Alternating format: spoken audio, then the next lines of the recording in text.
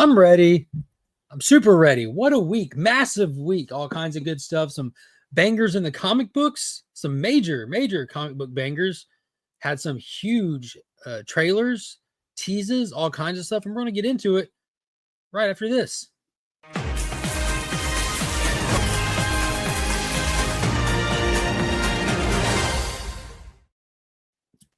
You look ready. I am ready. We're ready. There you go. Disney. There you go, Disney. I got my Disney. See, we can say whatever we want now. We're promoting the brand. Yeah. Yeah. Screw that movie, The Marvels. Screw Thor 4. Right. Wakanda Forgettable. Blah. We paid for our tickets. We're supporting the brand. We can say what we want. Mm-hmm. I like Thunderbolts though, man. That was it's number one again, second week in a row, $33 million. It's going to be a financial flop, I think, unfortunately. But man, at least it got good. Like it got some good feedback. I mean, we've talked about this kind of thing with the DC brand. The DC EU was a damaged brand. It doesn't matter how good a movie they were going to make.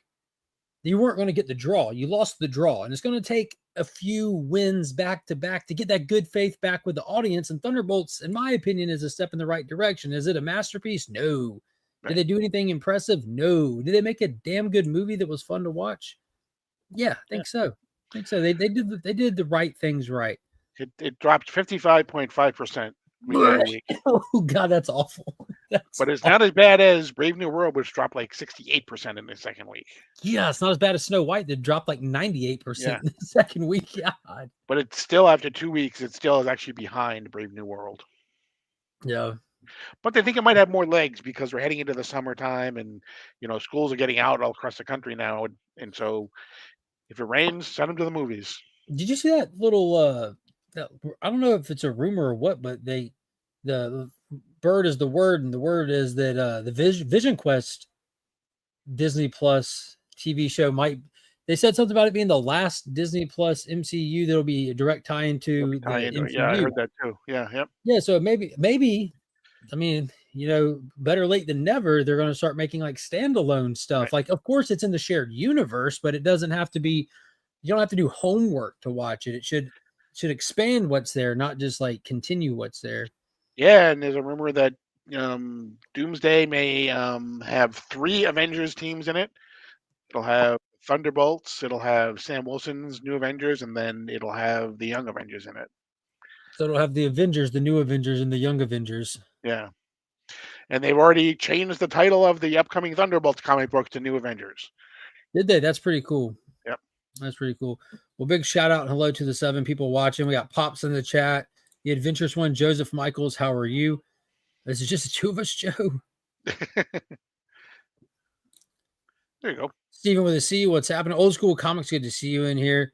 Small crowd. Yo, we counter program HBO, man. It's Last of Us is on, and what are you going to do? Mm-hmm. Stick to the schedule. But there's some really cool stuff to talk about. I'm very excited to talk about it. But before we do any of that, I want to remind everybody, you can hit the links in the description below. Find Big Time Collectibles if you're into retailer exclusive, con exclusive, mystery boxes. Place your FOC order through them, or you can do one better and just place it through ABX Comics and Games. You get a mail-in, so you don't miss out on any new comic book day books and all that good stuff. Also, if you need anything cleaned or pressed or submitted to the grading services, Justin's got you covered. And don't forget to hit that join button down below and check out the channel membership. See if it's right for you. You get the loyalty badges, extra name, custom emojis, and if you join the Legion tier, you get early access to videos, invites to member-only streams, as well as your name in the Legion loot, which I'm cooking up something massive. I'm really excited. I got to wait. This week, I should have everything in hand and start rolling out the teas. I put out a post about it, letting everybody know. I want to mush 2 months together to make it a big one. Lots of sports on tonight. It's the way it goes. F that show. Can't be too many sports if Burke is here, unless he's... That's true. He's multitasking. Yeah. Morphin time, Poppy Legion. He's not watching anything because he's still hungover from last night. Yeah. Did you see? Did he put the pic? Did he DM me the picture of himself, or did he send it to the Burke chat? He sent it to the Burke chat. Dude, look roasted. Mm-hmm. It was all sitting right here. Every bit of it.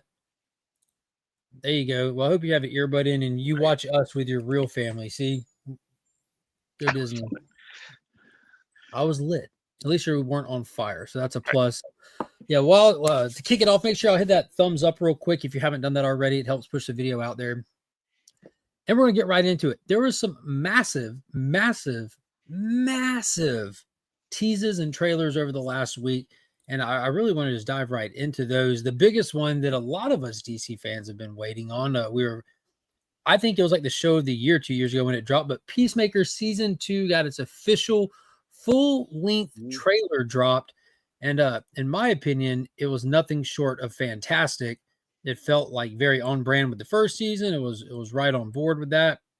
But I did notice, like reading comments and checking the temperature in the room on some of the social media platforms, a lot of people are confused and they seem like I don't know how many people watched the first one that are kind of commenting negatively, but a lot of people were just kind of critiquing the humor and the stuff like that. And there was a ton of people who were just confused with the continuity, which I think that's fair. Because we pay attention to this stuff, we watch for this stuff, we talk about this stuff, but there's a ton of people that watch that trailer and like, wait a minute, I thought this was the Snyderverse. I thought how are the new Superman characters in there? I thought that was a little bit wild. So there's going to be a little bit of a difficult shift with some of these characters that stay through from the previous universe, which is just this one, as far as I know. Yeah, they need someone to take them through it. They need to be somebody's Padawan through the. Oh, we gotta get that Disney shill. I'll need that picture to post. Come hang out with a couple Disney shills. There you go. 43-month member milestone chat. Can't wait for Heroes Con so we can all come together like butt cheeks, and that we will, Steve. That we will. So let's go through some of it. So we got the Peacemaker trailer, and of course we got some reoccurring characters. We had Harcourt in there. We had Adebayo, however you say her name, Waller's daughter, Redbeard's there, but everyone's favorite Vigilante is there. Definitely my favorite, Adrian Chase. Adrian Chase, man, this character was the standout. Like, there's no wrong time to rock. Like, this guy was fantastic. Like, I was like tensed up every episode in season 1, afraid he might die because he's just that lovable of a character. And I think I'm going to be right back there in that same mode in this season. Instead, he's having looks like alcohol poured down his mouth while he's standing around in his underwear. Yeah, what do they call themselves? Like the Third Street Gang? Like, yeah, something. But yeah, dude, the vibes were all there. It felt great. Now, this is a perfect example of what I was talking about, like where this is like the James Gunniness that works. These are characters that weren't necessarily like, they've been around, they're established, but these aren't like A-list characters. These aren't even B-list characters. These are forgotten, unused for decades. It really gives you the chance to redefine them and bring them into the forefront and do what you want with them. Much like what James Gunn did with the Guardians of the Galaxy, he has that same freedom to do that with these characters, and he did it very successfully, making a lot of beloved characters. Now, where things got a little bit dicey for me was right at the beginning of the trailer, because they introduced us and we see for the very first time Maxwell Lord, played by none other than James Gunn's brother, a.k.a. Weasel, a.k.a. Calendar Man, Sean Gunn. Right. Which I'm fine with him playing it. I like Sean Gunn as an actor, but the problem is the tone and the vibes of Peacemaker is wiped all over these characters from the upcoming Superman movie, which I'm hoping is something that we've never seen from James Gunn before. Superman can't be Guardians of the Galaxy with a Superman filter. It can't be Peacemaker with a PG-13 filter. It has to be Superman. So this kind of gave me a little nervous vibes. What did you think of the first little reveal, the first on-screen Maxwell Lord in the DCU? Yeah, I mean, it is interesting, to have. I mean, although it's kind of weird because we're seeing the trailer first, but it will actually come out after the movie, the series. So I don't really think that it's going to be too tainted by what's happening in the Peacemaker series, because that chronologically comes afterwards. We'll see. I mean, real life it comes after it, but I wonder where the events are going to fall. Because I was wondering that myself. Where are these events going to fall? Because it wasn't just Maxwell Lord we saw. We saw Hawkgirl and Guy Gardner, and they were cutting jokes. They were Guy Gardner was playing a little gag on Maxwell Lord in the interview room, playing with the speaker button and stuff. Which, I mean, Guy's a jerk, but I don't know. And you kind of get a good shot at the symbol on their uniforms there, which, you know, the rumor is that this super team is going to be called the Justice Gang. Right. And that looks like I'm not too thrilled with. yeah, and it looks like a JG potentially right there. And I saw today, I was Right. today years old, where I saw someone call James Gunn out for putting his initials on their super suits. He's like, why do you have your initials on these character suits? And James Gunn responded that they have a design team, you know, Yeah. that He said he can see where somebody might look at that as JG. He said, but it doesn't need to put it on the suits. It's at the beginning of the film. yeah, which in all sincerity, if this is the Terrifics, if it's Maxwell Lord's team, he said that that's the business logo for Maxwell Lord. Right. There's nothing about that logo that has an L in it, an that we M know in of it. yet. Right. But we don't know if that's what it's supposed to. That's what James Gunn said in that response. That it was a logo he picked out because it looked like a generic business logo referring to Maxwell Lord's business, right?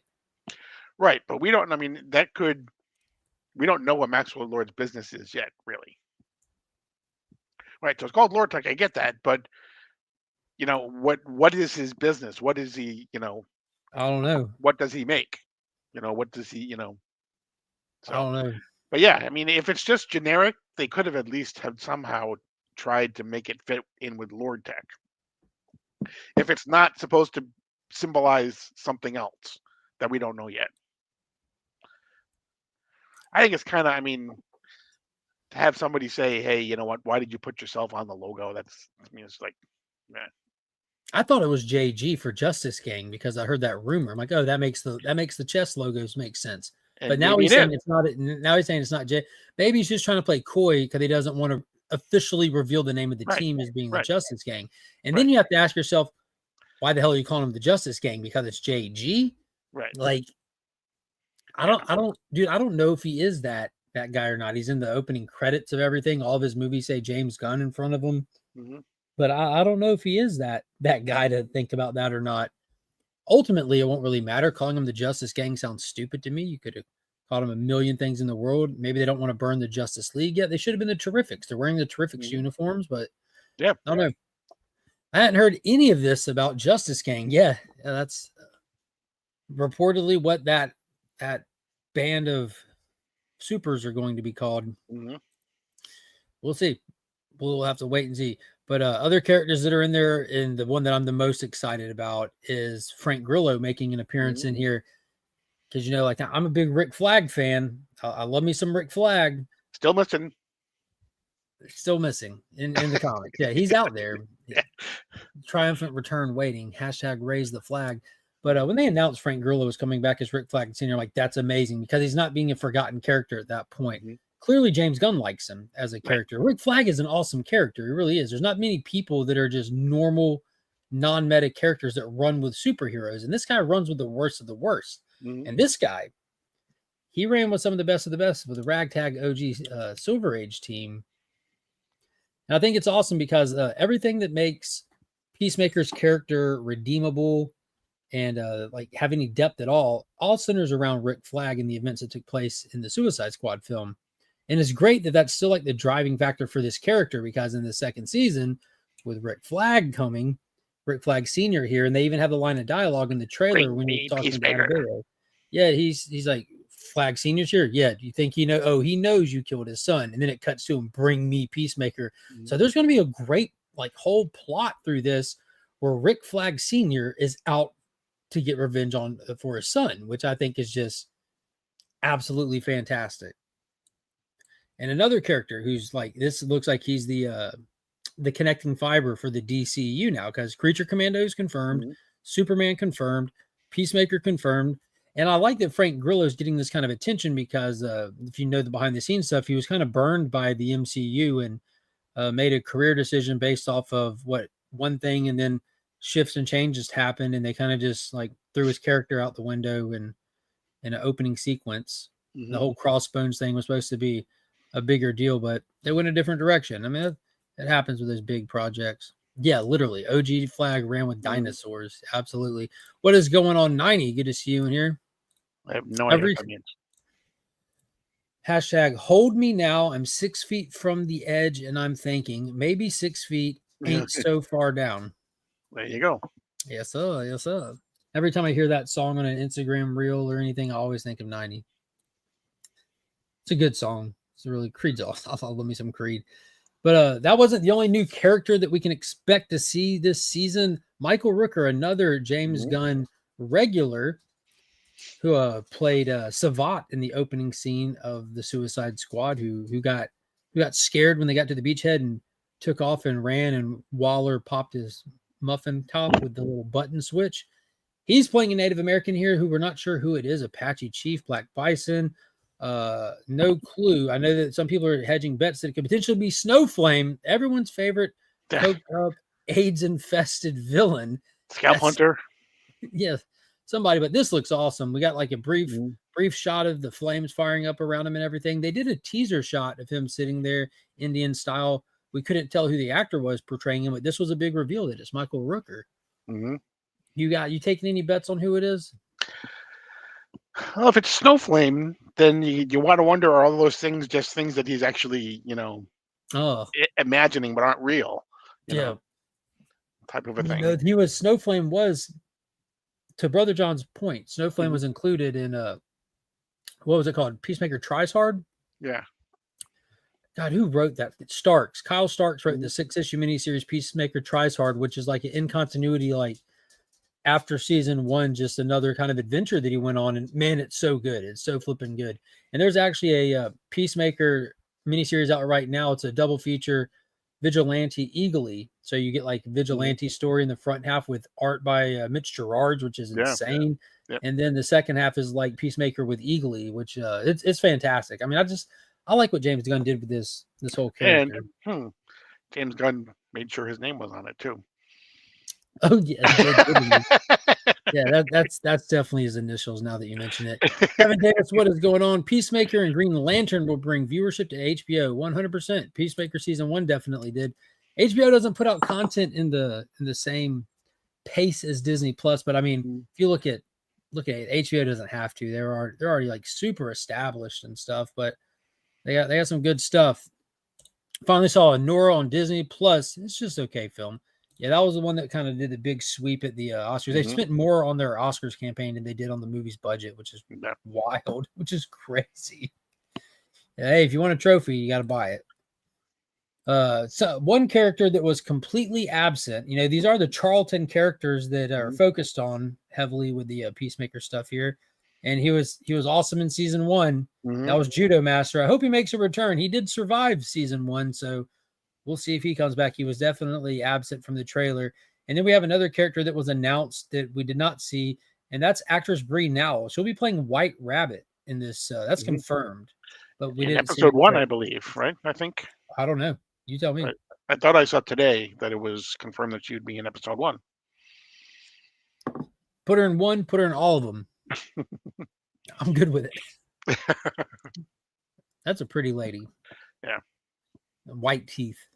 But yeah, the big confusion obviously was because the season finale of season 1 did something that I would wake up early and watch Peacemaker before work. And I woke up my entire house before work one morning at like 5:45 a.m. when we got to the season finale of season 1, and the freaking Justice League showed up. On camera, on film, on screen, you had the whole team, but they kept a couple of them silhouetted. But we did get Jason Momoa's Aquaman. I'm a fan. Yep. For those of you that watch the channel, I'm a fan. I mean, I have a lot of Jason Momoa Aquaman behind me right now, but we also had Ezra Miller's Flash, and Peacemaker just needed backup, and they got there when they got there, and some awesome dialogue in their direction that was true to his form. But that's what's got everyone confused, because the Justice League actually showed up, and there's been a lot of judgment about the whole DCU about throwing out Cavill, Gal Gadot, other characters and stuff, not doing a hard reset. How's this going to make sense with the Suicide Squad's canon? But now this isn't canon, and James Gunn has talked about this. I made a video about it when he did. He said if something in the DCU references something that came before, that's canon. Just that thing that we say, that one thing. And it looks like they might actually do a little bit in the actual second season to make some of it make sense, because we had Christopher walk through one of the little interdimensional closet doors that his dad would use, and he finds a variant of himself from the multiverse. So I'm thinking if we're going to get like a Snyder Peacemaker and a DCU Peacemaker that share a lot of similarities with their past, but not one for one. Right. Yeah. Again, it'll. I know people like to get really bogged down in the weeds about the canon thing, and you know what? And in some ways, if you read comic books, you do as well. But um, I'm okay if they just reference stuff, and they can't go back and and bring Henry Cavill back because he's not Superman anymore. But if they reference something that happened in one of his movies, then that's different. Yeah, exactly. You just got to believe that it happened. So yeah, that's interesting too, because we know that with the Superman we're getting, it's not an origin. This Superman will have had adventures, and we don't know what those will be. What is in this David Cornsweat's Superman? What's in his past? What has he experienced? What villains has he already fought and defeated? And what old newspapers will be hanging in the Daily Planet featuring some of his exploits or something, like Metropolis nearly destroyed, Superman fights Zod, something as simple as that, you know, or just have like the Death of Superman newspaper up there so we can just reference it. We've gotten past that first fight with Doomsday, you know, and at that point, like that's where these are comic book movies. They need to be made for comic book fans first. That way, the people that see that and aren't familiar have something to go investigate, look forward to, read, or talk to people about. But for the comic book fans that have been reading these, it should be fairly simple. If you see the iconic Death of Superman newspaper hanging in there, you should be able to draw your own conclusions. You know, you should be able to fill in the gap with however you picture that, and the parts of that battle, that epic fight that stand out to you, apply it to him and stuff. And then, yeah, that's how these things work out best, really. You think in the movie he will have already fought Muhammad Ali? In all sincerity, that's if they are going to do something, I wouldn't put that past him, because that was kind of a cosmic-y scale event and everything. Superman was depowered to be able to fight him and stuff. But that's the kind of quirky stuff that James Gunn wouldn't shy away from, putting that poster up, you know? That would be amazing. Yeah, Voltron just finished filming. Something else. So did Supergirl. That's it. That's the one. Yeah, Supergirl just finished filming. I don't know why. I'm kind of more. I don't know if I am or not. I have more faith. I have more goodwill toward that Supergirl movie. I think because it doesn't feel like as much as writing on it. And if they're adapting Woman of Tomorrow, you're kind of like, just adapt it and you're good. You adapt it, add Lobo, we're fine. We're good. Jason Momoa's Lobo. Like, nothing that's come out of that Supergirl production is anything other than smiles and thumbs up. But man, I'm getting excited. We're getting close, Paul. We're getting really close. Yeah. 2 months from today. Yeah, exactly. Eesh. Exactly 2 months. That's wild. Great story, Neil Adams cover too. Yeah. Yeah, he was. Yep. Can you imagine if we get like a scene with like Lois sitting down talking with Superman, kind of just like a soft interview kind of thing, and he's just mentioning all these past exploits, and one of them is that, and it flashes to these moments for just a brief few seconds, and if like down the road we're able to get it on 4K or Blu-ray, and you get to pause it and get to see what real life modern celebrities that they fill the stands with or something. Yeah, that would be cool. That would be, wouldn't it? I think it would be. Goodwill Hunting. Yeah. Let's have Matt Damon come in. We'll do that. Wraparound cover loaded with famous people. Yep. Momoa is Lobo. It's like he was born and raised for that role. Barely needs any makeup. Yeah. Keep him out of the sun for a couple of months. Get him pale. Don't let him eat anything for 3 weeks. Get some bags under his eyes. Keep him awake. Shake him. And you got Lobo. There you go. Angry? That would do it. What is going on, Dope? Good to see you in here, homie. Can't wait to see you at Heroes Con. Getting closer and closer to that. But yeah, overall, what'd you think of the trailer for Peacemaker Season 2? It's the whole scene with where they're interviewing him, and he's like, I can hear you, right? Yeah. And they're basically just talking about, what are we going to get for dinner? And, like, this guy sucks. But yeah, it left me very excited for the show with really giving us very little. Yeah. It looks like a lot is going to be. I think that this is a bigger reveal than we realize because it could have all been from the same episode because that's how these things are really structured. But we had that scene when it looked like vigilantes like dragging Harcourt through the interdimensional doorway kind of thing, and it seemed like a couple scenes from in there. But I just want to remind everyone, season 1 was like a freaking 10 out of 10, and we had a gorilla get murdered with a chainsaw by Redbeard. Right. So like this stuff's going to get wild. It's going to get weird, but that's what this is supposed to. Now, I don't want the entire DCU like this, and it shouldn't be like this. It's a different creative team, writers, directors, everything doing Supergirl. It's a different creative team, writers, directors, everything doing Swamp Thing, Clayface, all of it. So, but for right now, it feels like a lot of James Gunn between Creature Commandos, the Suicide Squad, Peacemaker, Superman. But it feels like it's just a James Gunn universe. And I think that could be why. That's the only person we've had touch the DCU yet. Well, Claymaker just went. Clayface just went into production, I believe, right? Peaceface. Claymaker. Yeah, Claymaker got or Sergeant Rock got pushed back. Not shelved, just changed on the schedule for when they're going to start shooting. Right. And then Claymaker or Peaceface.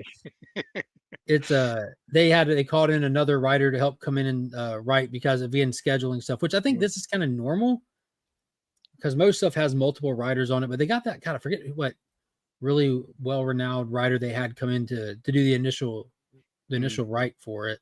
Flanagan or something like that. Is that right? I don't recall. I don't remember. You think Peacemaker makes a cameo in any of the upcoming movies? I hope not. Well, not yet. I don't think he has dude. It's hard to say he doesn't have a place in a Superman movie right now. That's really hard to say. Yeah. Because right now, when I think Superman, I think of Peacemakers. I don't know who else is reading Absolute, but Superman and Peacemakers go hand in hand right now. But Gumby, the original Clayface. Yeah, right. Yeah, I don't know. I don't think we've got enough in Superman. I don't necessarily want to see him in there. Mentioning of stuff never hurts. That's how it used to work out just fine. I've heard it's a page 1 rewrite for Clayface. Oh, that's pretty extreme. I can't remember what writer they had, but they had a writer that everyone was like, yo, this is going to be nuts. It's going to be good. I don't think we got any more news from the HBO Lantern side of things, did we? No. There was they did announce who was it? It was they just finished wrapping episode 3 and 4. Oh, the director that worked on it. Yeah, and then they have to go back because they're shooting them out of order. That's not unusual. Yeah, exactly. That's why they have so many different directors because it's tough to get one director to have that much time to do that many hours worth of directing, I think. Right. Mike Flanagan, that's it. Yeah, Flanagan, yeah. Right. But I thought it was an actor who was going to be in that said that they had just finished. Yeah, I didn't recognize the actor's name. I do know what you're talking about. Did you see the set photos for the upcoming He-Man are starting to pop up? Yes. Little Prince Eric there. The sword looks spot on, my dude. Like, and he looks awesome with the pink shirt with the white undershirt. Like that, you can't really make him look much more realistic than that in the real world. I mean, that's kind of spot on. And what's this girl's name? Is that Tila? Shira. Who is Shira? Yeah, Shira. So it looks like she might be coming from Eternia to go fetch him, or he's a little bit undercover right there. But man, those pictures look cool. It was Jason Ritter was the person I was trying to think Jason of. Ritter. He's the one who said that they just finished 3 and 4. But I think this looks tough. Yeah. Looks like he's catching flies in that photo. Joe says it's Tila, not Shira. Prince Adam and Tila. Okay. Tila. Shira was the one that the spinoff character. She had blonde hair, right? Yeah, but she was the one that basically the new show was all about. They just kind of she was the master universe. Yeah. Now, I heard that with the second half of that they kind of brought it back from the brink of, but yeah, they got me. That trailer that they cut with the I Need a Hero sound, like, dude, this is gonna be awesome. And I'm like, wait, what just happened? No, I need episode 2 now. Then I got episode 2, and I'm like, I don't need episode 3. Yeah. I'm good. There was a rumor that Will Poulter may be in the DC universe. He would have been a good Jimmy Olsen. He was an odd choice for Adam Warlock. He was. But yeah, he's a funny actor. I didn't know him from a little handful of comedy stuff that he's done. He's Yeah. also in The Maze Runner. I love that franchise. I don't Yeah. know why. He was just in what we call Warfare. That's right. I still haven't seen that yet. That looks intense. Mhm. They do have a She-Ra character, though, so it's an Eternia universe He-Man's twin sister versus Hordak. She-Ra is Adam's sister who was stolen by Hordak and Skeletor when she was a baby. There you go. He's too big, like buff now for Jimmy Olsen. He's too big and buff now. Yeah, Will Poulter. Yeah, he's pretty big. The No, I actor who's think. playing him. Oh yeah. Sorry, I thought you were talking about the other guy. Yeah, Will's all grown up. The kid who's playing him now is fantastic in Righteous Gemstones, which just wrapped up. That's a wild show. I really enjoyed it. Kevin Smith ruined He-Man for me. Revelations of garbage. Well, I think that's like a very extreme take. Kevin Smith's He-Man sucked, so I just didn't watch it, but I still love the Dolph Lundgren one. He didn't ruin He-Man for me because I didn't watch his He-Man. Right. It got bad, and I'm like, screw this. This is shit. And I just turned it off. Talk trash about it whenever I get a chance and just talk good about the good stuff. That's how you can do that because Disney didn't make that one, so you can do that. They didn't. Who made it? I need to get it. I need another shill shirt. Yeah. I need one of these for every situation where I can just change it. Joe's wow. I thought it was trash too, man. I thought it was an 8 out of 10, Joe. That was garbage. There's my one. Yeah. I did hear from like a lot of people though that said like it was like a 2-part series. I don't know how many episodes it was, 6 or 12, whatever, but they did like a break and then they came back and He-Man came back. He was a big part of the second half from what I understand. I don't know. Joe's watched it all. I'm sure he can tell us more in the chat if he remembers. Another big thing. Big thing. The Schumacher cut is coming to Los Angeles May 29th. They're going to screen it. The same cut that Kevin Smith watched back in like 2022 that he says there is a Schumacher cut. It does exist. And if y'all are familiar with the McFarlane toys, they even made those toys with the Schumacher cut in mind, with the Build-A-Figure being the big nightmare bat from Bruce's Nightmares. And there's set photos with that big nightmare bat and everything. And it was never in the film. And there's like, I followed the whole Schumacher cut thing on social media. There's this whole push to get it released and everything. I don't see why not. If you got the people and the funds to put it together, package it, and get it out there, why not? Once we got the Donner cut, that was it for me. Like if you got the proper cut of a movie, give it to us. Let us have it. And don't want to tell Warner Brother how to do stuff, but a lot of people, are like, Val Kilmer just passed away. He's in a lot of people's minds. They wanted to release it on physical media. They could probably make it pretty exactly. I would buy it. Yeah, hell yeah. Dolph can do no wrong. He-Man and Punisher, 100%, dude. 100%. He's a proud American now. He got a citizenship like 2 years ago, I think. We traded him for Steven Seagal. Yeah, fair trade. We won in that one. Did you see that Sylvester Stallone reel that I shared in the group chat earlier with that little kid? Yeah. Yep. And the little kid had the whole monologue from Rocky Balboa that he gave his son. I'm like, oh my God. Like, and the kid pushes through and does the whole monologue with all the heart and emotion and everything.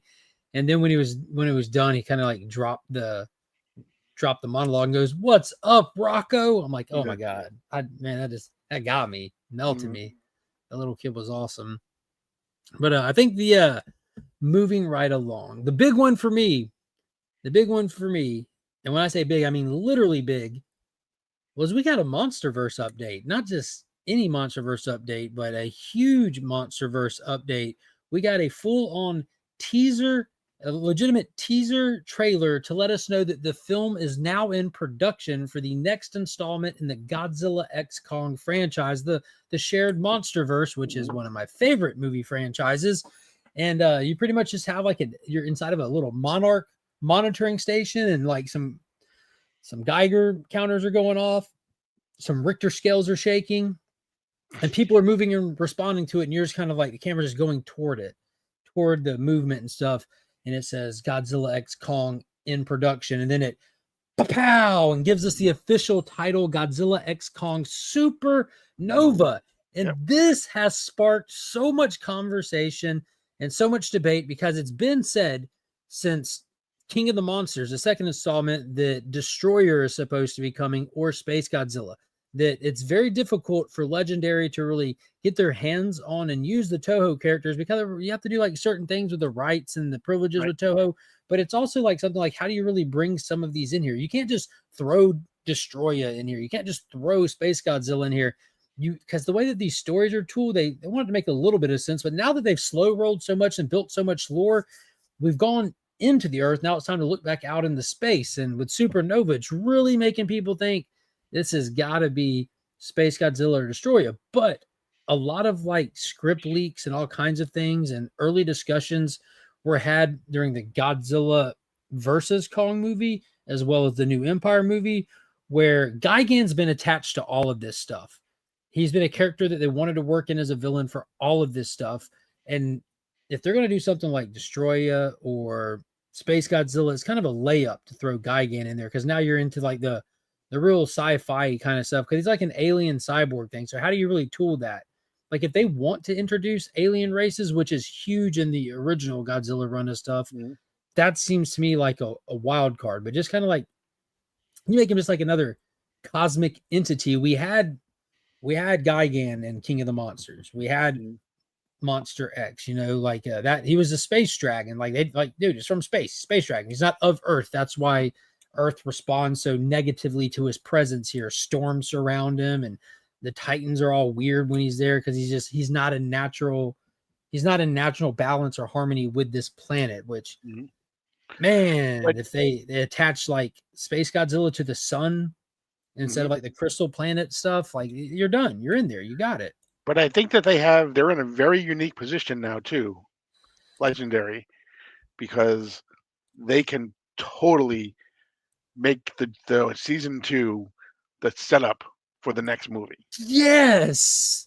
It would be interesting, because we know that the season 2 where we ended it for Monarch, season 2 is it wrapped? It wrapped too, didn't it? A few weeks back. Yeah. Monarch season 2, what is it called? Legacy of Monsters, Monarch Legacy of Monsters. Yeah.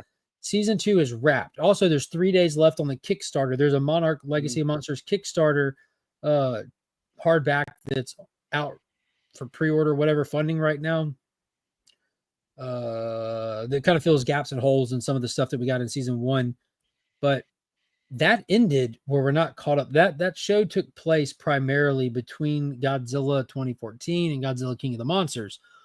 But when we ended it, it kind of took us to the other side of King of the Monsters, where we were closer to Godzilla versus Kong. We were on Skull Island. We were with Apex, the company that builds Mecha Godzilla, and we had Kong. So that'd be interesting to see like how much tooling they do with that, like how much, like if they're monitoring everything and all this stuff, like how would maybe early detection from Apex finding out about this space entity is what gave them the information to know that about Gigan or Ghidorah. Like, I don't know, man. Oh, there it is. Season 2 wrapped last week. What is going on, J-Med? My guy. Just back to Kickstarter. Which cover did you get? There's 3 really cool ones to choose from. One of them has the Russells on the cover. One of them has Kong and the Asian family on the cover. And then one of them was kind of like the flashback cover, the 1950s cast. One of them was the modern cast. And then one of them is just the Ion Dragon diving at that ship that ultimately it picks up and takes to the middle of the jungle. That's the one that I wanted, that Ion Dragon one. That was such a cool villain. Oh yeah, I remember the Ion Dragon. He's actually right here.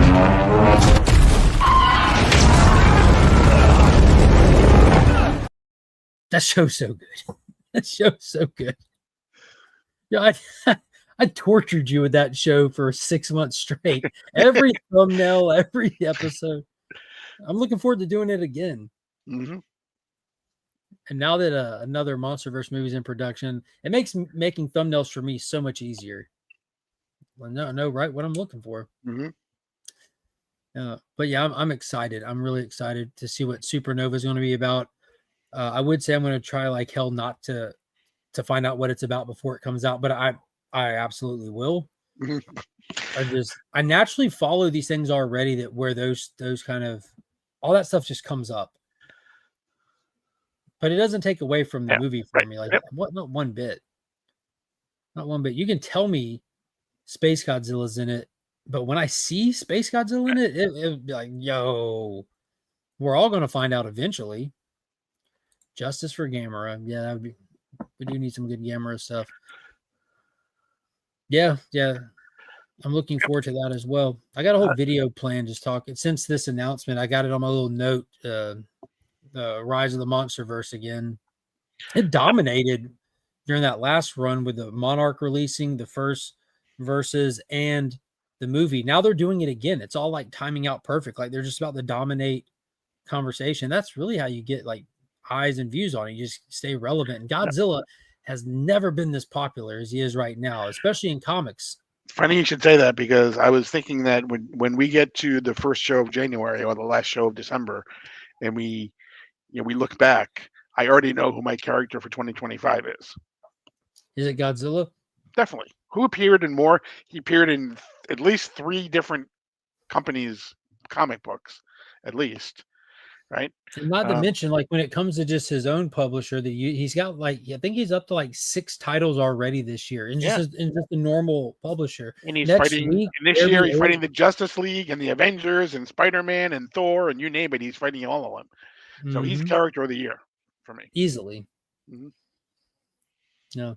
And they New Empire was very Kong focused, which it needed to be. Let's be honest. Like that was the third Monsterverse movie Kong was in, but only the second one where it actually expands and like dives into the character a little bit.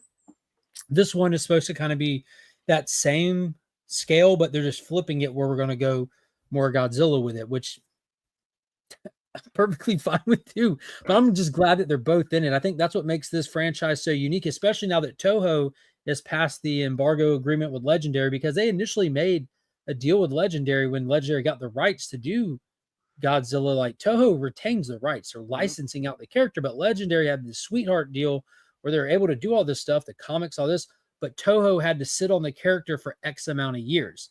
And that actually gave them time to cool their bones and come out with what's literally one of the movies in the 100 greatest movies of all time with Godzilla minus one. Like like what they did with that was just, that's like the best Godzilla movie that's ever been made.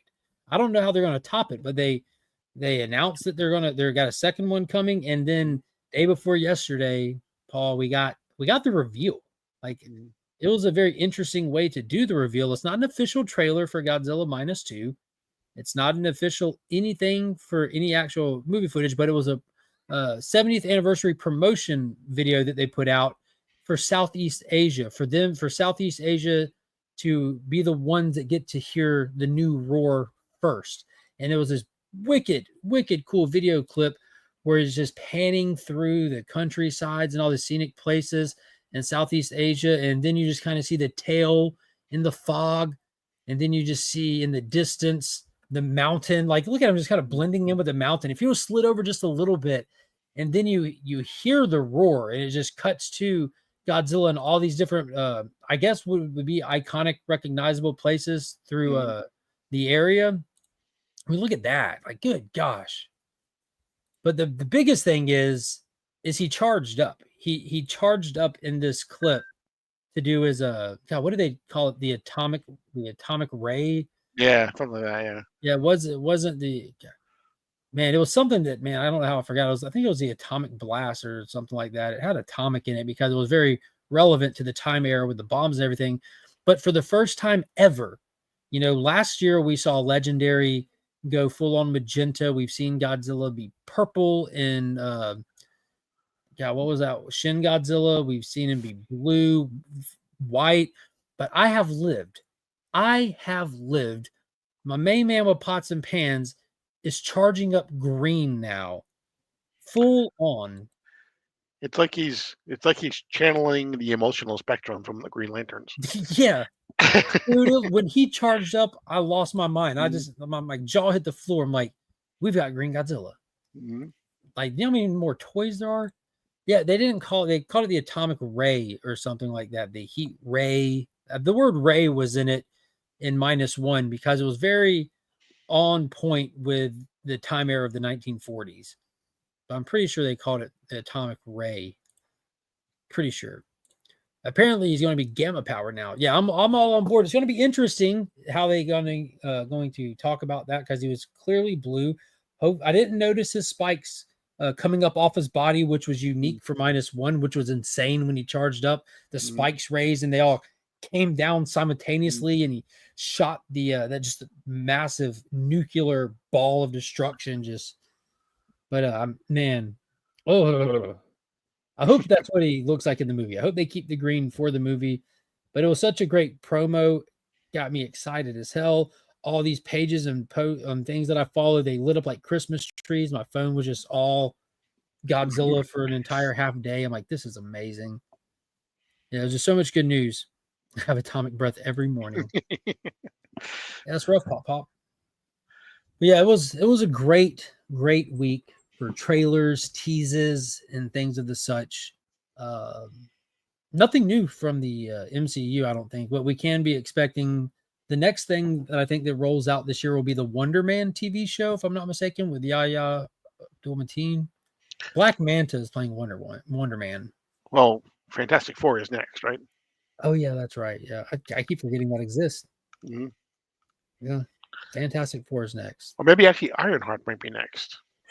I want to forget that exists. Did you see the Mephisto clip? Yeah, I saw. With Sacha Baron Cohen. Like, he'll always be Borat to me. You can put everything you want on him. It's like or Ollie G from the Ollie G show. Either way, he's always these hyper hilarious characters and stuff. I expect him to say like, "Oh, for grand establishment of hell." Yeah. give me your tears, Gypsy. He's crazy. But yeah, we got the Hood in that, Ironheart and Mephisto. It seems like I'm not sure how these things are all going to come together. I can easily find the tie in between Mephisto and the Hood. You say that he's Mephisto's behind the powers in the Hood, but it's weird. Ironheart. We'll see. Did you notice that her suit, like where she puts her feet, there's 2 feet. There's where her foot is, and there's like another like ankle and foot right under her foot. There's like 2 feet because she's short to make her taller. Thought that was hilarious. I thought it was interesting that the one thing I read about Ironheart this week was that apparently Robert Downey Jr. approves. So yeah, of course, the guy that they're paying millions and millions and millions and millions of dollars approves of them. Shocker, right? I'm excited. I don't think he'd ever have a bad thing to say, man. Big shout out to Disney. I'm a huge fan. But they brought Robert Downey Jr. Not that he would ever on his own not say anything. I just think it's interesting that they're rolling that out. Yeah, like Robert's the only person that they trust anymore. Get him to say something. Yeah. And that they think that they need that help in order to get people to see it. Are we sure Wonder Man is still coming? I've not seen one thing about it since the trailer. Well, I think they only dropped like a little teaser trailer when they did like that whole like here's a little 3-second clip from kind of everything. I don't think we got like a full-fledged trailer. No. Ironheart comes out the end of June 24th. Golly, right behind Fantastic Four. Fantastic Four is in July. Oh, June, so it's before. So I wonder how many episodes it is. I wonder if it'll still be playing when Fantastic Four drops, and if that's strategic. With Echo, they looked at it and they said, "Oh my God, this is terrible. Drop it all. We do weekly programming here, but take Echo and put the whole thing out and let's get past this now." Speaking of that, did you see Joey Rimmer's comments this week? Yeah. They tried to lowball him. They tried to give him half. They tried to pay him half of what they paid him for season 1. And he said, "No thanks. What am I, half the man I was?" Yeah. Well, Jeremy, now that you mentioned it, you did run yourself over with a snowplow. I'm not sure how much of you is left. Yeah. But I'm glad to see that he made a full recovery. The Blade movie is right around the corner, but we are still looking for that corner. We have to find that corner, then we can go around it. It's around the corner in the same alleyway as Spawn. Yeah. Ironically, is the same alleyway where the Waynes died. Yeah. It's unfortunate. Yeah, I did, man. Oh man, Disney's in a weird place. I think we talked about this though, God, a year ago when they started making those announcements that we're going to move away, because the same conversations are being had again. We're going to move away from quantity and move toward quality. and people are like, we've heard this before. Well, we're in the same era. That wasn't something that we say it, stick a fork in the ground, and that's where it all changes. We still had all the irons in the fire. There's a lot of stuff already planned under production that had to finish being made and also had to be released. And we're getting to the end of that. We're almost there. Yeah, they said that whole thing of quantity, quality over quantity would start in 2026. That Mhm. the numbers that they gave you would not be the 2025 numbers. And that explains why this is 2025 is the biggest release year we've seen for the MCU in its history. They're literally offloading everything. Mhm. Like we tallied it up. It was 9 projects, right? Between Mhm. the Wakanda cartoon, the What If cartoon, the Spider-Man cartoon, the what TV show did we just have? Daredevil. Then you have the Ironheart TV show, then the Friendly Thunderbolts, Neighborhood and the Captain Spider-Man. America. Yeah, I got that one on there. Okay. The What If, the Spider-Man, the Wakanda cartoon, the Zombies cartoon we haven't got yet. X-Men. Ironheart, Daredevil, Wonder Man, Thunderbolts, Fantastic Four, and Captain America. Yeah, that's all this year. Like Mhm. they just completely overloaded it. But I think it's because of this. It Yeah. takes years to turn the ship, so Mhm. they're trying to get it done as fast as they can. So they're like, Yeah. let's just dump everything that we had, get it all out of here. We're got to rebrand this whole thing. It's called clearing the palate at dinner. Unfortunately, I would have just shelved stuff and just not released it. I know that Mhm. sounds crazy, but I think that ultimately long term you're costing yourself more money releasing some of this, especially at this rate. And we're seeing the effects already with Thunderbolts. Also already Captain America Brave New World, that was a financial failure for how much they put into it. And then Thunderbolts took a heavy hit because of that. A lot of people watched that and they're like, what is this crap? More crap. Then they saw Right. Daredevil, and a lot of people were like, cool, there's blood, but this show's crap. Mhm. And then a lot of people were like, I'll skip the Thunderbolts. I'll see it later. And it's legitimately the best thing they put out all year. Easily the best thing they put out in a couple years. Yeah, and it makes more sense for Disney to do something like that, like to shelve something, because then you can get the tax breaks or whatever, like Warner Brothers got. But like Warner Brothers, one of the movies that they shelved, they actually are going to re-release. They're going to release it, the Coyote versus Acme one. Yeah, did they get Um, it? Did they get it bought? yeah, the same one that did the Porky Pig Yeah, I'm still movie. waiting on that to hit Max. But for Warner Brothers, that makes sense too, because yeah, you don't get the tax break anymore, but that company's going to pay you a percentage of how much they make, and you really have to do nothing but just let them release the movie. Yeah, and you could potentially make more money than the Right, tax break was. right. Yeah. Yeah, I don't envy any of these people, that's for sure. That's for sure. Oof. I need to make some little graphics that click, like movie talk, comic talk, because we are now shifting into the comic talk. Unless you've Da-da-da-da. got anything else on the entertainment side of things, Can't that's think of all I anything. had. That's a lot, man. I That was a lot. rewatched Mission Impossible: Dead Reckoning Part One this weekend to get ready Hey, for hey, the. hey! Put It some respect says on his name. It's it says in the movie that they have there. It actually says Part One at the beginning where'd you and the watch it end on of the movie. Paramount? Yeah, It's funny on the physical media release, it yeah, says part 1 as well, but they updated it on the thumbnail on the yeah, platform, I thought. yeah. It says it at the beginning and the end of the movie. But I just watched it to just reminded myself of the, the final reckoning. Yeah, I still that scene when Elsa is fighting Gabriel on the little bridge and Ethan's keeps getting turned down the wrong alley and intercepted. I'm still like I know how it ends and I'm still like run dude, go go go go go. And that moment when he gets there and sees that he's too late is just Mm, exactly what Gabriel told him in the club was mhm. going to happen happened. I'm like, golly, that's horrible. And it's never not awesome either. The way that even though we saw the behind the scenes of the motorcycle Yep. parachute moment, the way that they package it in the movie with the music build up and then it just goes silent and all you hear is the wind, you're like, whew, that's so good, so good. See you at the movies. That Mhm. guy's awesome. What was it that I watched over the weekend? I watched his Mummy movie. I love his Oh, Mummy movie that Alex Kirkman directed. yeah. It was supposed to The kick off the Dark Universe. they killed the Dark Universe real quick. Yeah, he was a great character in it though. Mhm. it was like watching Mission Impossible with a freaking mummy in it, like the action scenes, and because you have like that airplane crash in it where they did the continuous camera shot with him just like holding on all the way to the ground. There's some really cool stuff in that mummy movie. I couldn't finish Dead Reckoning. That's because you have TikTok brain. There is help. There is help. Man, I couldn't imagine not finishing Dead Reckoning. That moment when they finally talked Grace into coming with him, because God, she ran from him so many times. That's what she's done her whole life, you know. But so many times you just wanted to shake her, be like, "Do you not realize you can't do this on your own?" And she legitimately didn't. She just always thought that she could find an out. But that moment after Elsa, when they're all in the room and Ethan's talking to her, and you know, you have Ving Rhames and Simon Pegg trying to reassure her, we'll keep you safe. And then Ethan just finally speaks up. He's like, I can't promise you that. Yeah.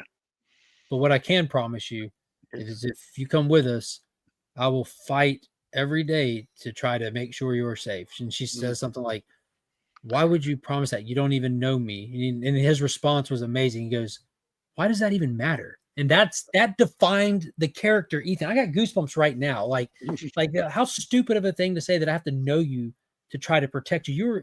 You are a human being, and it's my job to keep y'all safe. Like, it's just amazing. Amazing. So well written. Can't wait to see Final Reckoning before you all. Let's go. 10 out of 10, baby. 10 out of 10. I can't wait, man. I'm excited for you, Joe. I love that you're in a place where you get to actually see these early, because unlike a lot of other people, you legitimately don't spoil them, and you get me excited for them. He gives you his number rating. That's it. And then he goes and sees them 2 or 3 more times, because this guy is fighting to keep movie theaters alive, and I love you for it. I couldn't stand them asking themselves every 5 minutes if they're doing what the AI wants them to do. Like, 2 times that might happen, maybe 2. Also, one of them was kind of an extended conversation about that, though, was like, well, maybe he wants us to do this. Well, maybe he wants us to think that he wants us to do this. Yeah, they're trying to rationalize over it. Yeah. And that's when Ving Rhames just pulled the plugs and started busting the computers and stuff. He's like, we're going analog. You know, Luther's been there. Luther's the only character that's been there from the first movie. It's just him. Benji's been there now since, God, they brought him in Ghost Protocol. No, he was in number Simon 3. Pegg was there pretty early, I thought. Yeah, he came in at number 3. He was just a desk jockey that Ethan called in on. And then in Ghost Protocol, they put him in the field. Like, he showed up in the field for the first time in the opening scene when they were breaking the dude out of jail. And he's like, and Ethan's like, dude, what are you doing here? He's like, oh, I'm in the field now, thanks to you. Yeah, it's Elsa, Rebecca Ferguson's character. She's like my number 3 in the franchise, easily my number 3. And Rebecca Ferguson dying is kind of her thing. Like, she lives on in the silo. Yeah, well, Elsa, the character Elsa, that's like her thing, because she's MI6 and she's partially rogue half the time, and so she's on the grid, off the grid often. And I would everything in me after that little teaser that they posted with that little they posted a picture of a file that says quote unquote still alive. I'm like, oh, is this a tease? Like, is Elsa going to bounce back? Is there going to be a twist to Elsa? Did they agree to let her stay off the board to try to have a wild card in play to get around the Dead Reckoning? But I think she's gone. I think she's gone. I think COVID had a big effect on that last one, so I'm excited to see this one. Oh yeah, financially, I definitely did. It came out in the year of the Flopbuster. Everything flopped. But man, I think we'd be hard if they can top Fallout. I'll be impressed. But I haven't seen a bad Mission Impossible movie. Even John Woo's Mission Impossible 2. That one is of its time. The rest of them are just phenomenal. But John Woo's was a damn good action movie for its time that has the corniness to it. There's a motorcycle fight. Not like we're like driving, chasing, shooting. No, they fight.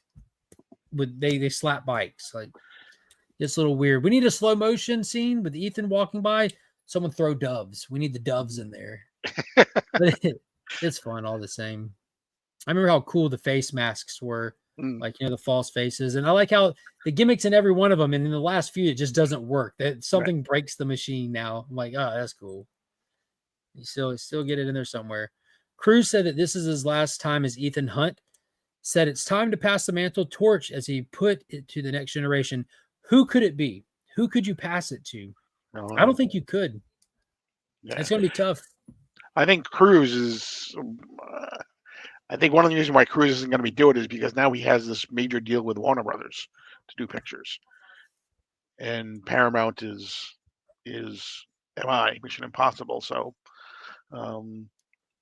he's not that young anymore. Mm-mm.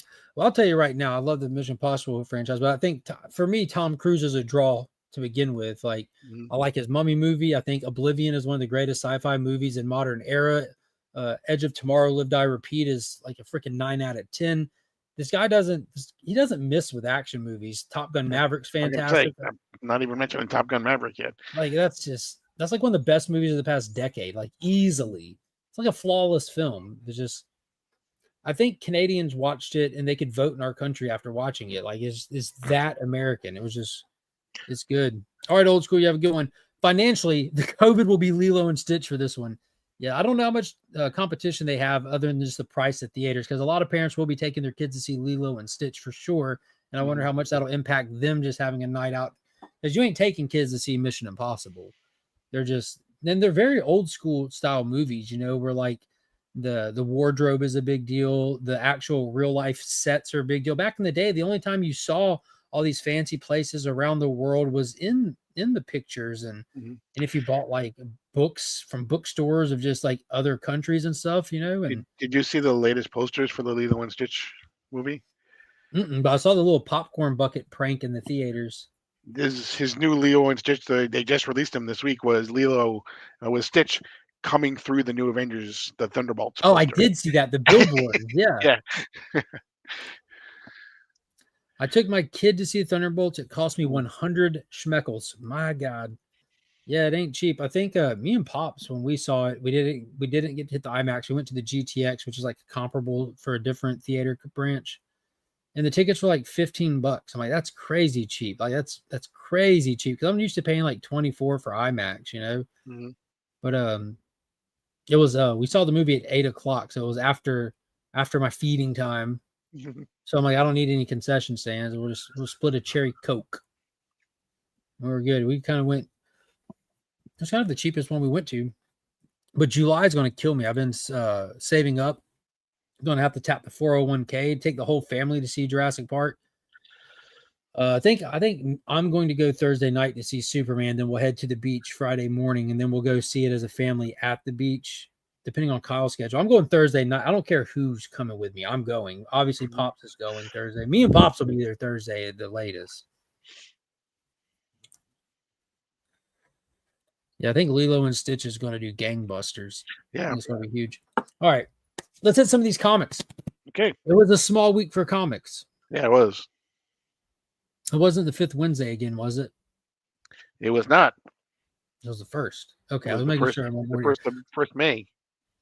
First one I got up, I want to bring to everyone's attention is the second print for the Miranda Brothers brand new title, Blade Forger. We're on the same format here that they did for We Live. If you remember We Live, the 5-issue masterpiece from the Miranda Brothers, the first book that they did together, they're on to a new story, and the second print came out, same cover, but it's doing the same thing where they changed the color palette. So if you missed out on issue 1, check it out. Go get you a copy. And if you didn't miss out on issue 1, check it out. Go get you that second print.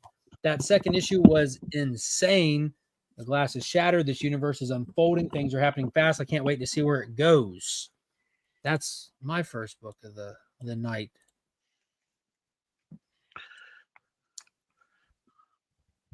Sorry, it's gone. Oh, man. R.I.P. They really solidified it, didn't they? Yeah. He's gone, but not forgotten and still playing a part. Not at all. This is JSA issue number what? 7. By Jeff Lemire. Yeah. So in issue number 6, Ted Grant, the Wildcat, fell in battle, saving Khalid, Dr. Fate.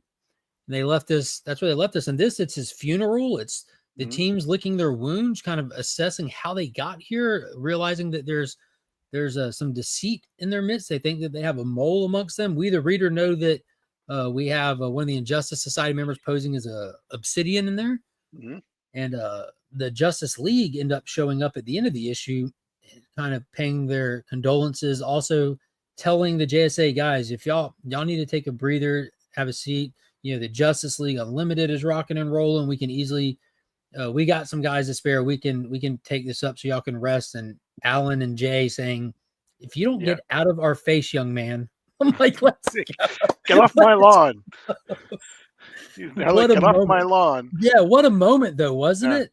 Like the Golden Age, there's just something about them, man. Like you just listen when they got something to say, kind of characters. Yeah, but we get that little epilogue at the very end, where Kid Eternity and Hawkgirl and Hawkman are flying around in In Kid hell. Eternity in hell, right? Yeah.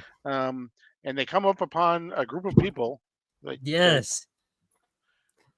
So we found Ted's right. Spirit. We got also Wesley Dodds. You have the original Atom Smasher, Kent Nelson, Dr. Fate, as well as Hourman and Dr. Midnight. The Atom. Yep. So all the OGs that are no longer with us, that the second generation have taken up the mantle as they have fallen in battle over the years, we have them back. I mean, they're not on the plane with the living, but neither is all of our main characters right now. This onslaught, this whole series starts out with an Injustice Society decimating through the JSA. Like it starts in the heat of a battle where everything's already going south. It's been fantastic. Mm-hmm. July might cost me more than my family Disney trip last year, and very well could at this point. Wildcat is dead. No wonder his figure is going up in price. And I will tell you, Paul, that figure was very not flattering with the photos online, but in person, the fine detail and shading and everything. And I think he could have been a little beefier, but the Wildcat figure from McFarlane is amazing. Now, I finally saw the Hourman in person, which, holy potatoes, it looks good too. It's got the Spectre's reused cloak and cape, which works perfect for it, but man, it's good. Good figure. Next up, one that I know a lot of people were excited for, this guy included. I was born in the 80s, so I grew up in the 90s, and every child of the 90s remembers Captain Planet. This is from David Pepos, who's also doing our Space Ghost stuff with Dynamite right now. Dynamite continues to dominate our childhood, bringing it all back to life. We've got the Herculoids. We've got Space Ghost. You got Johnny Quest. Now you got Captain Planet. They're also doing Terminator. Fire. But Captain Planet is back and like we've never seen him before. I picked up this Mark Spears cover because Mark Spears is freaking lit. Seeing Captain Planet like we've never seen him before. The new design I'm really loving. They kind of the same old Captain Planet. They gave him a little facial hair, which makes him look completely fresh and new. But the little bit of rock and earth on him with the tree roots growing to the symbol, it gives you that little feeling of Swamp Thing as well. But all you have is a little bit of backstory with Gaia being chased down by these military-esque kind of people, private security, and having to send the Infinity Stones off her gauntlet across the planet. Literally, that's the best way to describe it. So the rest of the issue, we're meeting the Planeteers from where they are, in their different lives as they're receiving the individual stones and everything, earth, fire, wind, water, heart, and all that stuff, and getting a small idea who these Planeteers are and how their personalities kind of match the stone and the elemental ability that they're being gifted. And that's kind of where it leaves us. I also got this foily cover because much like Paul, we're pretty much comic goblins. We like things that are shiny. I love a good gimmick. Yeah. And one of the things that Mark Spears does too, and it's something that John Jang has done and Alan Ross does, is he manages to draw things shiny without foil. Yeah. Like that standard cover that you had for him. He does it so that it looks as though it looks very shiny. It looks as though he's either wearing like red patent or something like that, or whatever it happens to be. Yeah, it does, doesn't it? That's not the foil. That's just a regular. Yeah, exactly. So it's he does that. John Jang did that on some of the Superman ones that he did. Yeah, exactly. Alex Ross does it. Not a lot of people do that necessarily, but it's the way they work with the lighting really well. Yeah. Mm-hmm. So this. Oh man, Pop said he grabbed 5 versions of that number 1. Wow. Nice. Wow. Only 94 more to go. What you got? We got the Atom Project. We basically final issue, right? Yes. Yep. No, sorry, they got one more. They have 6 issues. But This is now directly tying into the We Are Yesterday arc, as you can tell, probably because you can see Inferno on the cover here. We basically see how Inferno has been working against and trying to control Captain Atom, and how he tries to fight back. And then we get the actual reveal at the end again, like we got in JL Unlimited. We see Captain Atom. Um, unveils Luther, and then we see the entire original uh, Legion of Doom at the very end of the story, which again puts the right at the end of JLU number 5, I believe. Nice. Or 6, whichever one it was with the. Out of all these, what era are we in? What publishing era is this again? All In. Out of the Yeah. All In kickoff miniseries, I Mhm. think Atom Project has been my number one. The Question Watchtower one's all right. I'm Mhm. behind on it. I was reading it on the app when I think about it. I didn't read the Black Lightning one. Batgirl, I think, is switched to ongoing, maybe, I think or is so. it? Yeah. Yeah. Yeah. Have you kept up with any of the other ones outside of Question Uh, and Atom Project? I thought you would have had challenges in there somewhere. Oh yeah, I'm glad you mentioned that. Did you get yours in yet? Yeah. Yep. Did you read it? Yeah. Yep. What did you think of that finale, bro? Yeah. Incredible. That Incredible. little tease with Gold Beetle showing up to fetch Mhm. him at the end in that I one panel. I just have to save this video because you basically just admitted that John Ridley story is your favorite in All He's In. co-writing that It's already, yeah, it's with all Kyle Ryan Parrott. Higgins, right? Is it Ryan Kyle Parrott. Higgins or Ryan Parrott? He's one of the Ryan Power Parrott. Ranger writers. Yeah, Yeah. yeah. Yep. Hey, if he does good, I'll give him credit, and if Mhm. he doesn't do good, I'm coming with hellfire and brimstone for him because he has earned no goodwill from me. But I still buy his books when it's stuff that I'm characters I'm interested in, and he gets my money and my support, and I'm gonna call it like it is and hope he listens to these people because it ain't just me. I've heard Mhm. many of people not happy with this stuff. Even this stuff at Marvel, couching and slouching with C Bizzle, like feels the same way about him for his tenure on I think it was Black Panther or something like Mhm. that, something he Yep. wrote Mhm. that got him wrong. What he did with Superman was just unforgivable, and then what he did with the Teen Titans was equally unforgivable. Like, that's that's just disrespectful to the entire industry. What you're doing right now, it's crazy. You need to go on with your life, John Ridley. Go do something else. Go on now. Get boom. Caught it. Dynamite's on fire, dude. My pool list has so much dynamite in it these days. Herculoids number 3, beautiful Matina cover.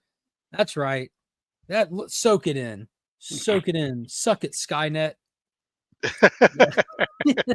So the first 2 issues were kind of like an introduction to Amzot and the family and everything, and how the planet is this fabled planet of riches and resources, and this alien alien group of scavengers and stuff trying to get there, and they get thwarted off by the Herculoids. And this one, we kind of get to see the Herculoids just briefly in their daily life and just some more about the planet, how there are other little villagers, other little creatures and inhabitants of Amzat, and also inside the planet there are some mold dweller type people that run into something when they're digging and trying to rebuild some where their area got destroyed in that little invasion in the first issue. And they come across this mysterious machine underground that has been there for who knows how long, and it activates upon their presence, and it almost puts them in a trance just to go out and start attacking. And that's what's happening. And the Herculoids kind of fight them off, realizing they're in a trance, trying not to do any permanent damage. But in the process of doing this, they snap them out of it. The machine ultimately turns off. They're unaware of its presence under there. And so it looks like they might have to do some investigating because it ends with the machine cutting back on the last page. We'll see where it goes. This is just super fun stuff. Big shout out to Pops because he's the reason why I guess I like the Herculoids. I'm a big fan of dinosaurs and monsters too. Like it's kind of this is something that's in my blood, and like you got it all in there for God's sakes. Or flying dragons, King Kong rock monsters. I mean, it's got it all. But also got this beautiful sketch Linsner cover for it as well. This will be going in an upcoming Legion loot. I mean, that's just freaking cool. I mean, look at Yeah. that. Huh. That's insane. I saw the last one I got the Linsner was a full color, and this one I saw that there's a sketch for it. I'm like, dude, that's just clean line work, man. Yeah, that's wicked. So that's gonna be part of the Legion loot coming up. It's gonna be a big one, guys. It's gonna be a big one. Hit that join button. Make sure you're a Legionnaire. I think the only two I have left are the absolute titles because it was a small week. It was a small week, but without getting into too big of story spoilers, I got a slide in here too. But Absolute Green Lantern did drop this week, and if you're not reading the absolute titles, this was probably the biggest week for absolute books. We had Superman as well as Green Lantern, and Brainiac made the thumbnail. And in Absolute Superman #7, we got the full-on reveal of Brainiac. We've seen him in here. He's been silhouetted in his seat talking to people, communications over the airwaves. He's been present, but we got his full-on reveal. It wasn't a secret. It got posted out and everything, but this is what Absolute Brainiac looks like. Mm-hmm.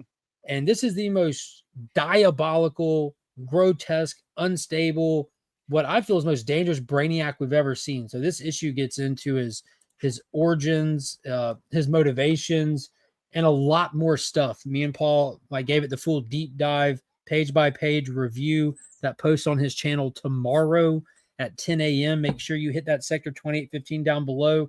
All the absolute stuff we give the full on detailed review, deep dive on, as well as we were yesterday, the current crossover at DC. So whenever there's an event, we always cover them. All the event, all tie-ins, we fall on the sword, we take the bullet.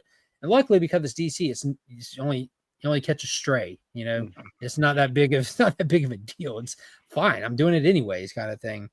But you kind of get the same tone and sense and feel of Green Lantern. I know a lot of people started this second wave of absolute with not the same pow and gusto the first wave had, but these are shaping out real fast. Martian Manhunter is something like nothing else in comics right now, unless you go to indie titles. Flash is sporadic and random and wild as you expect it should be, but they build this out as being like a sci-fi horror book, is what Al Ewing said he wanted the tone and vibe to be. That first issue, I made some comments about the art looking a little heavily digital and this and that, but the story once we hit issue 2 services issue 1 a lot. A lot of it kind of runs parallel with it in some senses, because we ended issue 1 with Joe finding Hal, coming up on Hal, who's infected with the Black Hand. We saw that in issue 1. He's not in control of it. She's been infected with the Emerald Light, and then we pick up right there. And instead of kind of moving plot forward, we look back at what's going on with this alien that landed on our planet and did this to us, because Abin Sur was revealed in issue #1.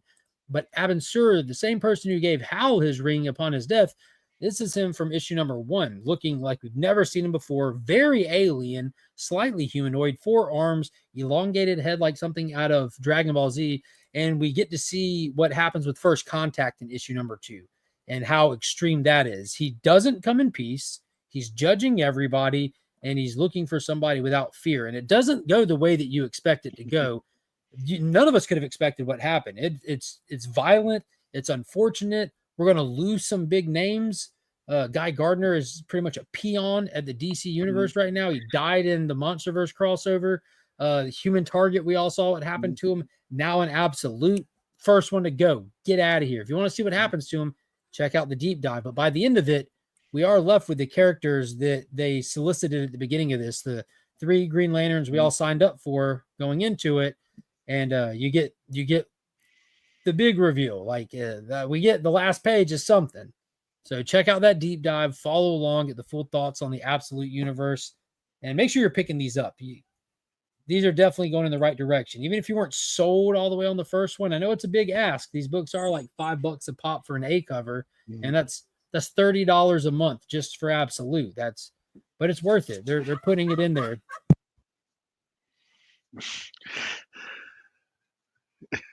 Mom's back from her dinner. There you go. Oh yeah. But yeah, how just real quick, just out of curiosity, how are the absolute 6 titles stacking up for you at this point? For me, it probably is Green Lantern is #1. I would say probably Superman is #2 right now. Wonder Woman is #3.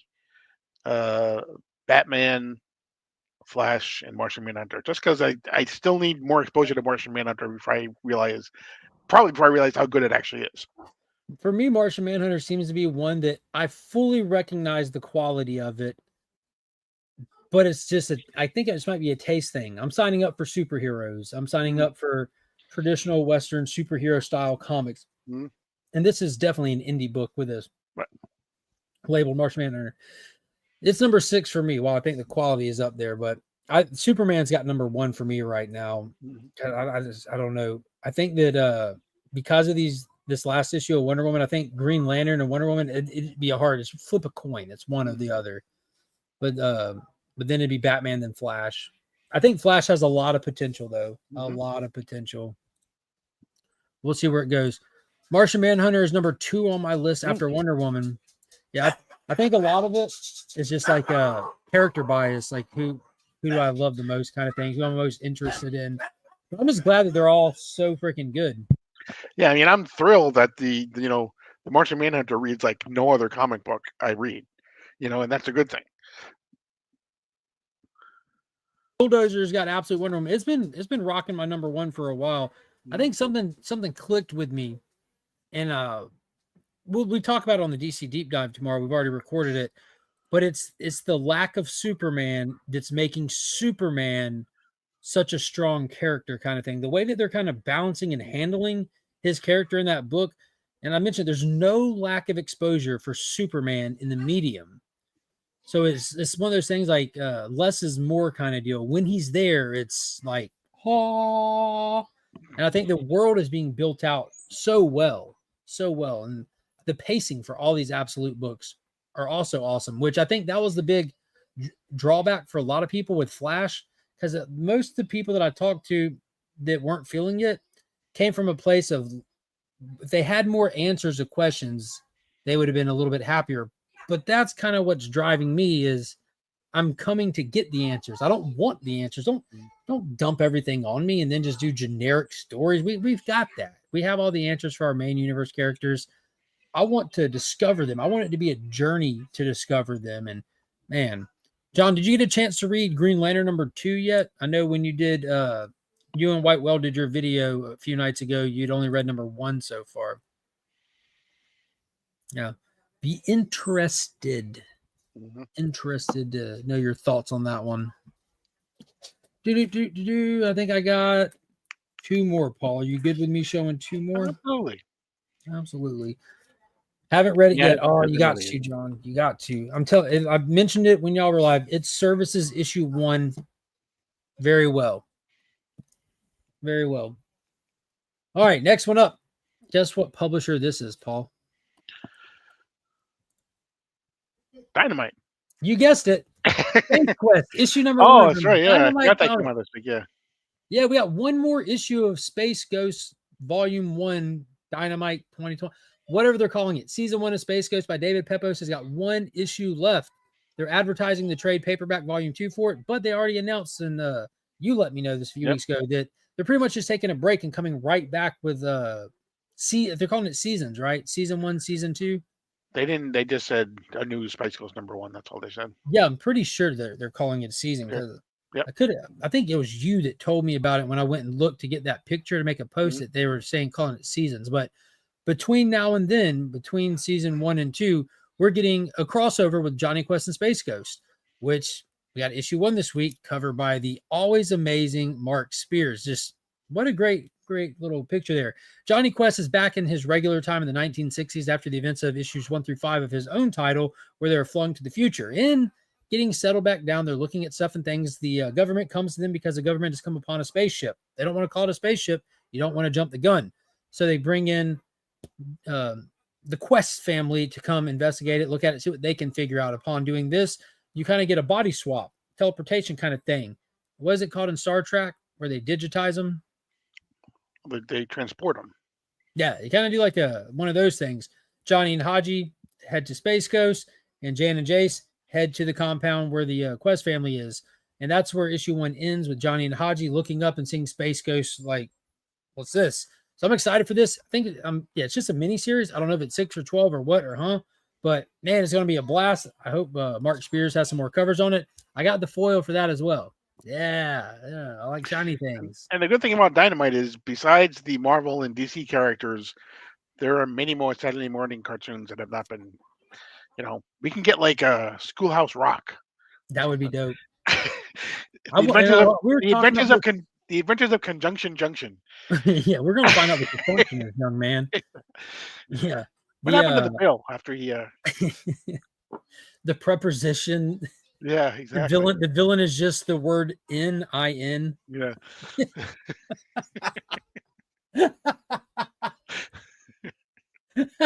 Never finish a sentence with a preposition.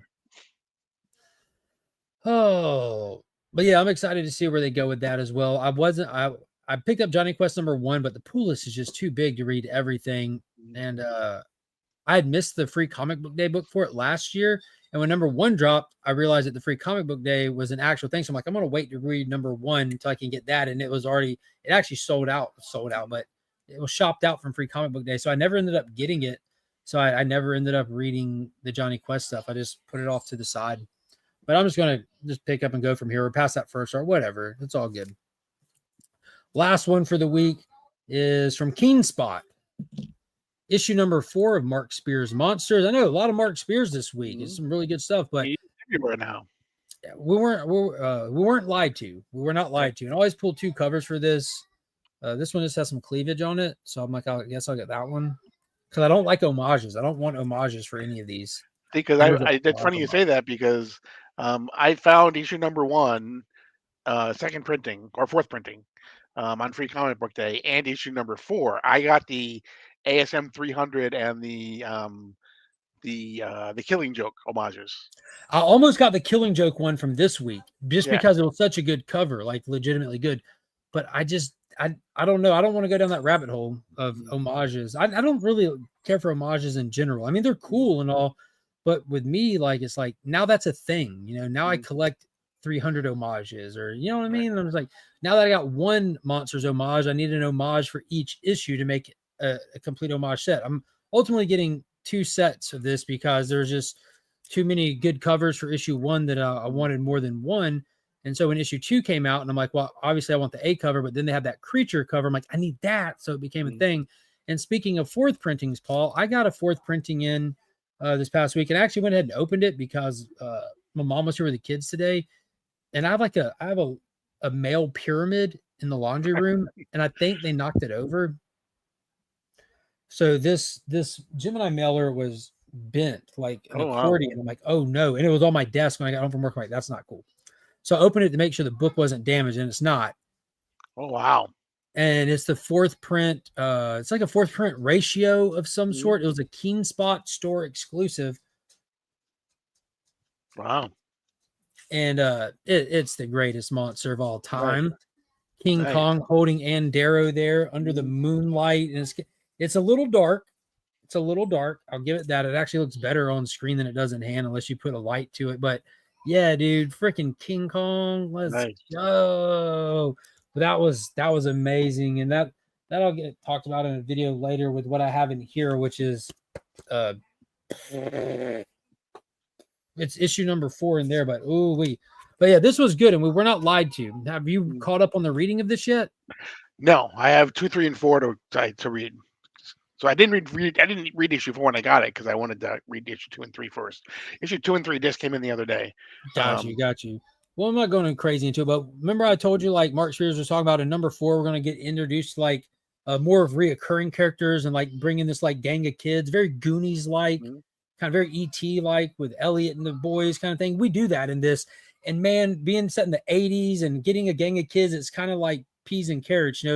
It's what works so good for Star Wars Skeleton Crew, having that tone and feel to it, and being that we're following a group of kids, just kind of it just puts you in that right genre space, and that's what they did with this. So hopefully these kids are a reoccurring character. It looks like some of the stuff that Dracula is wanting to do is starting to come into place, and this specific issue felt like they pretty much like take Monster Squad the movie and then just like Mark Spears it, because there's some stuff that's very Monster Squad. Drac getting the monsters making it to him.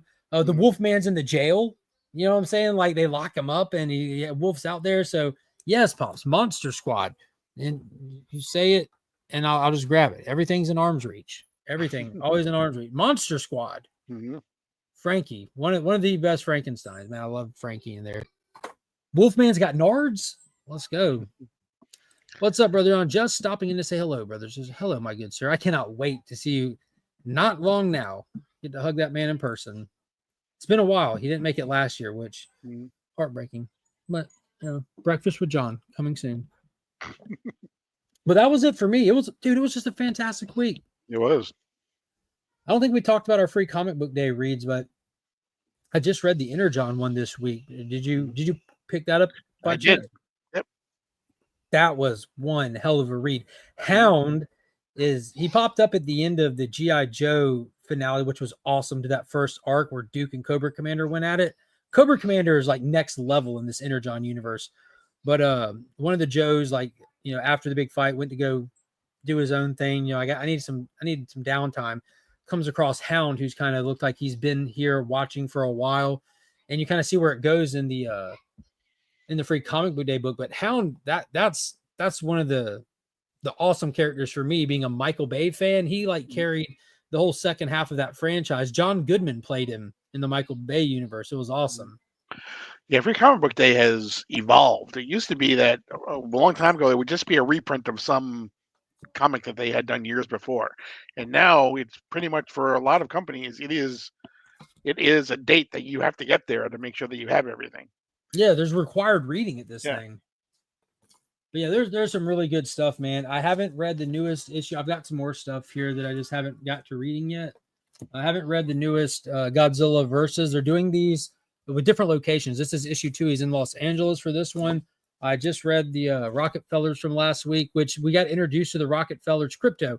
We have Peter J. Tomasi doing this, who's also doing Halo and Hornsby, who also did the Super Sons.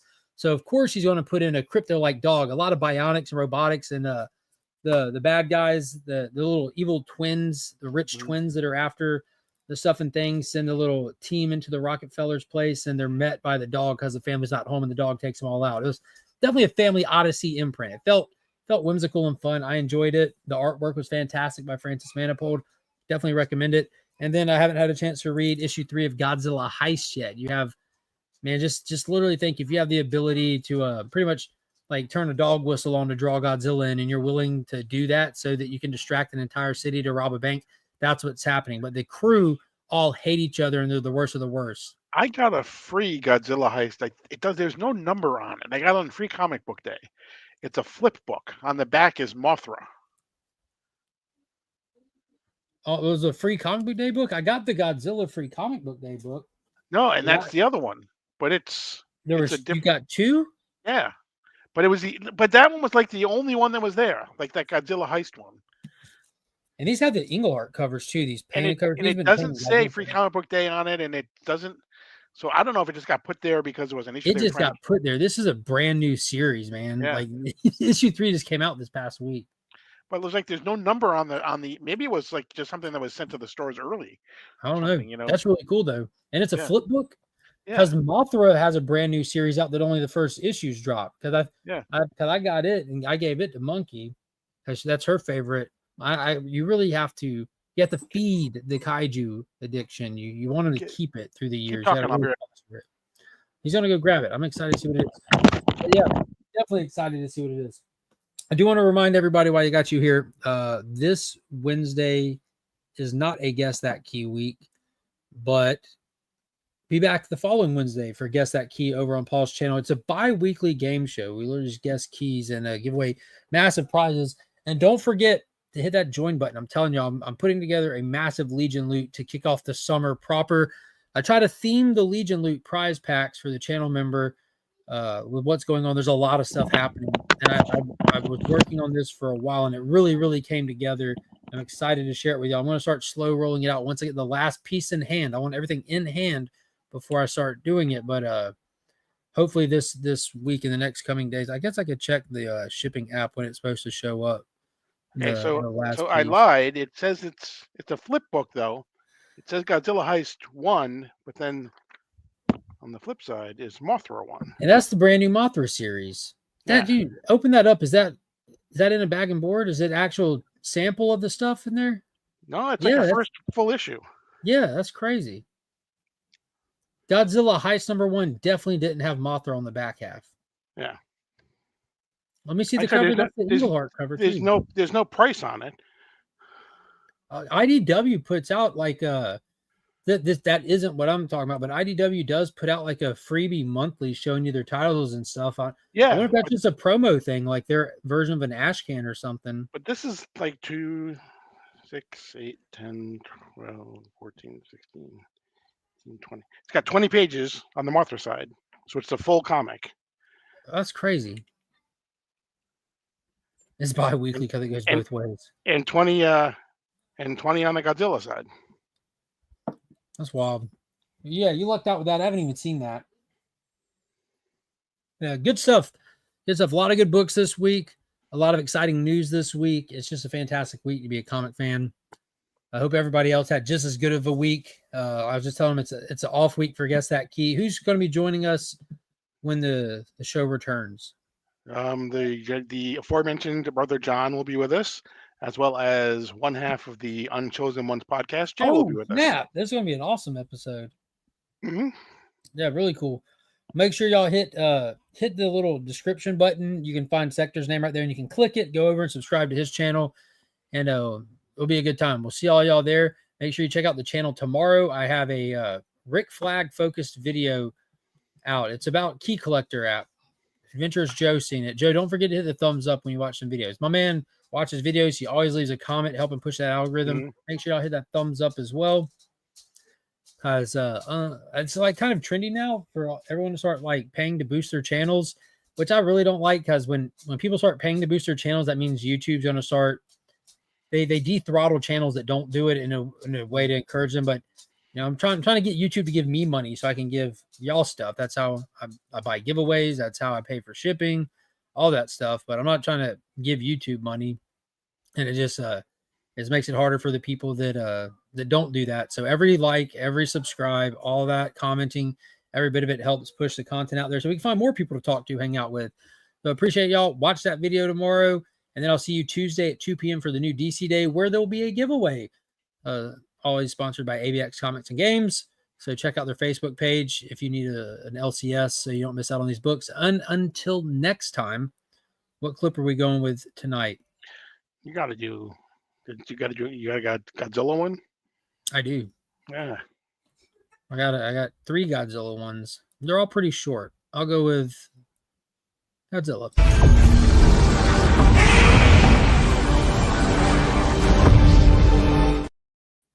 Good night.